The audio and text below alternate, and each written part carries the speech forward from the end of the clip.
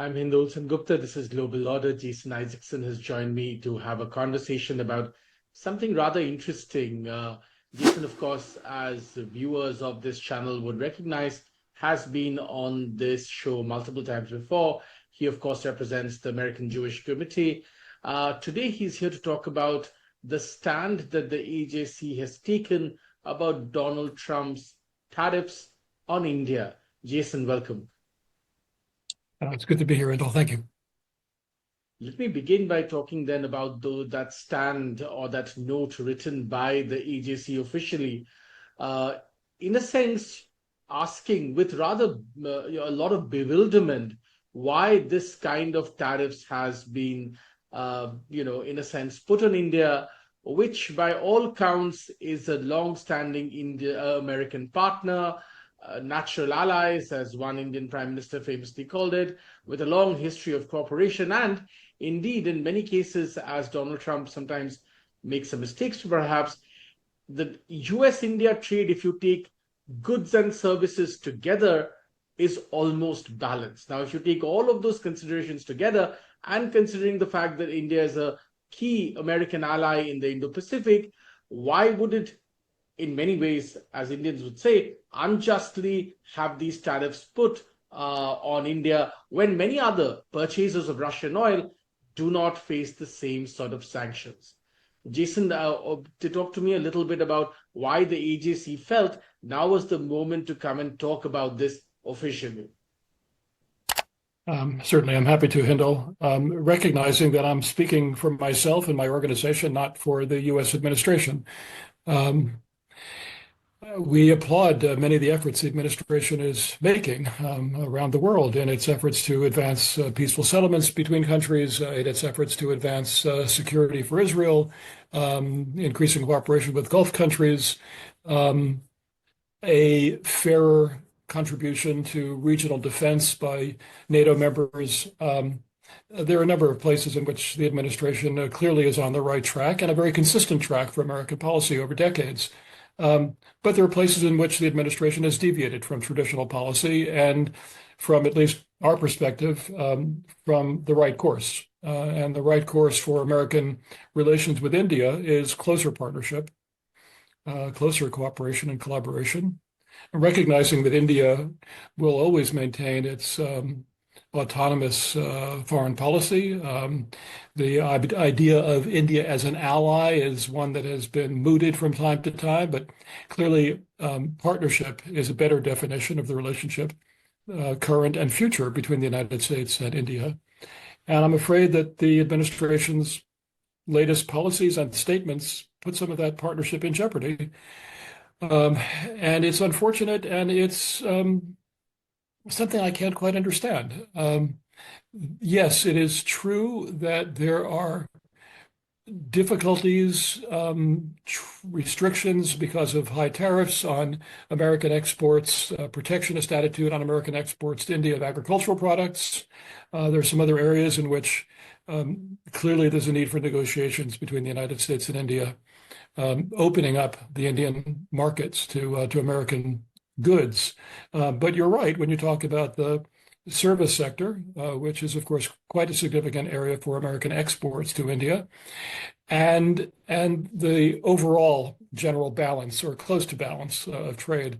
Nevertheless, the idea of any kind of restrictions or difficulties or challenges facing exporters weighs on the administration, and so too does this idea that is obviously fixed in the president's mind and the mind of Peter Navarro, his trade advisor, that the United States is at a global disadvantage through open markets, through free trade. That has been the mantra for decades. A bipartisan support for free trade in the United States. But the feeling is that the United States has been disadvantaged by the open free trade system that has been established, and that we can correct that by imposing tariffs on a great many exporting countries around the world, subjecting India to these extraordinary tariffs, the 25%, and then on top of that, the additional 25%, just doesn't seem to make sense. It doesn't seem to make sense from an economic perspective, from a political perspective, how to alienate the fourth largest economy in the world, a country which that is clearly on the rise strategically in the world, and that is an important strategic partner of the United States in the Quad and in maintaining some kind of balance of power in Asia. To send these negative signals to India, really discriminate against India, just doesn't make a whole lot of sense. And AJC thought that we really needed to say something about that. You're right that the trade in Russian oil, Russian energy, for Europe, it's mostly gas, is also significant and doesn't deserve or doesn't win the same, or rather earn the same penalties from the United States that have been imposed now on India.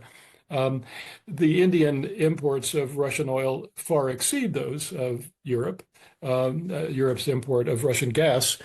But still, India accounts for some 20%, I think, of Russian energy exports. Europe about 10%, more or less. But why are there sanctions not being strengthened against Russia rather than against an importer of Russian oil, discounted Russian oil, is also a question that I think a lot of us have. There were opportunities presented over the last several months for the United States to step forward and slap really punitive, really damaging sanctions against Russia. And the United States held back from doing that. President Trump held back from imposing those. I think on the assumption that by holding fire, he could perhaps maneuver Putin into a better situation in terms of a negotiation to end the war in Ukraine. That seems to not have gone anywhere. Vladimir Putin is escalating his attacks on Ukraine, the aggression that Russia has been undertaking for the last 3+ years. So that strategy doesn't seem to have gone anywhere. Why the president is punishing India when he should be punishing Russia is really doesn't add up. And then finally, the statement that really triggered our need to step forward and go on social media last week, the statement by Peter Navarro that the war in Ukraine, Russian aggression, Russian war crimes in Ukraine were, quote, quote, Modi's war, was just so far over the line, such an insult and such a rewriting, a perversion of history that we felt we had to step forward as a friend of India, as a strong supporter of the India-US relationship, which has been on an upward trajectory for decades, and we want to keep it on that trajectory. India's role in, frankly, also in advancing Middle East peace, the integration of Israel into the Middle East as a partner of India. All of these reasons motivated us to step forward, on top of the very close and warm relationship that we've developed over many years with our Indian-American partners in so many political and strategic issues. So we could not stay silent while this offense was being hurled at India, and we would like to see the administration modify its position and reset this normal relationship, this very important, mutually beneficial relationship between the United States and India. I want to talk a little bit about a couple of other things, Jason. One, of course, as you mentioned, the imbalance in the way tariffs have been applied to various countries. You alluded to that. But before that, because you mentioned the Peter Navarro comment, I want to stick a little bit to this narrative part of the story. It's not just the sanctions. The sanctions and the tariffs are bad enough. And now, of course, the tariffs are now being, called sanctions, which, of course, adds a new layer of, offense in the whole conversation. But it's also the fact that the language that has been used in this entire process, including the one that you mentioned about calling it Modi's war, and the very latest Peter Navarro statement saying that, quote unquote, Brahmins are benefiting from the purchase of Russian oil. All this seems, if it wasn't, something real that was happening, one would think this is a farce. Look, the coarseness of the language that we've been hearing from Mr. Navarro, especially, but sometimes others in the administration, is upsetting, and it's not characteristic of American policy, the conduct of American foreign affairs in general. It is not the way one maintains one's stature as a leading democracy in the world, and as a friend of freedom and liberty and democracy around the world, to swagger and insult and to call out people by various names is just, it does not befit the stature that the United States has long maintained and must continue to maintain as a global leader. So it's unfortunate that these statements have been made, and I hope that people will not regard them as characteristic of a new American policy. This is a one-off by an individual who should not be using such language, and I think the administration should recognize that. A very perplexing thing from India's point of view is that not so long ago, the Biden administration was encouraging India to buy Russian oil, which would stabilize global oil prices, which would benefit everyone, including many countries where, had this not happened, the inflationary pressures would really be debilitating upon their economies. Now, having gone through that period, literally the same US administration, of course, under a different president, lambasting India for doing what the US asked India to do, also gives this entire situation an extremely farcical hue. What can I tell you, Hindol? It doesn't make sense politically, strategically, economically. Um, I and others regret the necessity that India feels to buy Russian oil. I would hope that other sources would be found. But you're right in what you say about the reasoning of the Biden administration and the argument that was made to India at that time. Nevertheless, I'm hoping that further efforts will be made to strangle the Russian economy so that it will have an effect on Vladimir Putin's thinking as he conducts this aggressive campaign against Ukraine. China, of course, is a far larger purchaser of Russian energy sources, and the United States has a number of measures that it has taken, but perhaps not enough. This strange balance that somehow exists in the administration of not stiffening the sanctions against Russia and not stiffening the sanctions against China, but stiffening the sanctions against the one country that has been an important partner for the United States in that balance of power in Asia, doesn't make a whole lot of sense. But of course, there have been other rationales that have been put forward for why the administration is pursuing this course. I really do hope that through the voices that I hope the administration is hearing from the U.S. Congress and from our Indian American countrymen, who I hope are also making their voices heard on this issue, as well as from the business community, that there will be a walk back from the stance that the administration has taken regarding India. I'm glad you mentioned China, Jason, because that is the other very strange thing. Not so long ago, we were all, and in fact, you and I have also spoken about this, all of us were talking for years now about how there's a Indo-Pacific, strategy, which required several countries to come together. There was, of course, India and Japan and Australia and the United States. And this was going to be the most, or this is the most important theater. In fact, we were waiting for the U.S. to move away from the crisis in the Middle East, and hopefully that crisis would be resolved, to return to the Indo-Pacific and direct its attention there. And yet, China today has a lower tariff rate than India. This really, perplexes, astonishes, and angers Indians. And I could understand that. And we saw the evidence just last weekend of the political effect, the geopolitical effect of the new policy of the administration in Prime Minister Modi's visit to China and his warm relationship that was on display with the Chinese and Russian leaders in ways that clearly are not in the interest of the United States. So it's perplexing, and it's one that we hope, a policy that we hope will find a way back to a much more rational, constructive path for the United States.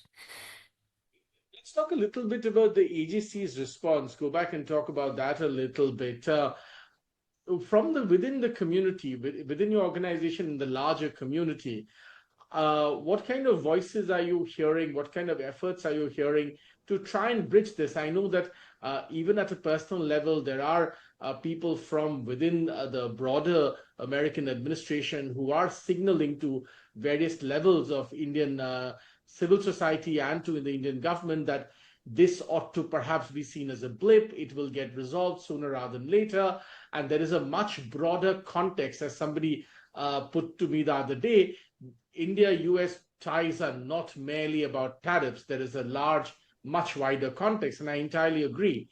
But, what kind of voices, what kind of thoughts are you hearing which are relevant in this conversation?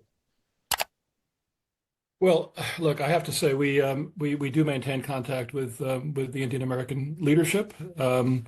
However, I will confess to you, Hindol, that in the last several days, I've been pretty heavily focused on events in the Middle East. You understand that this is a major concern for our community and for our organization. For me personally, we're on the threshold of marking the 5th anniversary of the Abraham Accords. And yet, in light of the 23-month war that's taken place in Gaza after the atrocities of October 7th committed by Hamas, the forward momentum on the Abraham Accords has stalled. And that's where I've been focusing a lot of my attention in the last several days, where AJC is sponsoring an event on Capitol Hill next week, marking the 5th anniversary of the Abraham Accords. I'll be traveling to the Gulf for this weekend for some other events. We've got some other things going on over the next couple of months. And there are developments politically in Israel as well that would, I think, jeopardize the process of fuller Israeli integration into the Middle East, which is something that we're watching very closely, as Israel necessarily tries to secure the safety of its people by finishing the process of dismantling the Hamas terror infrastructure and trying to free the hostages.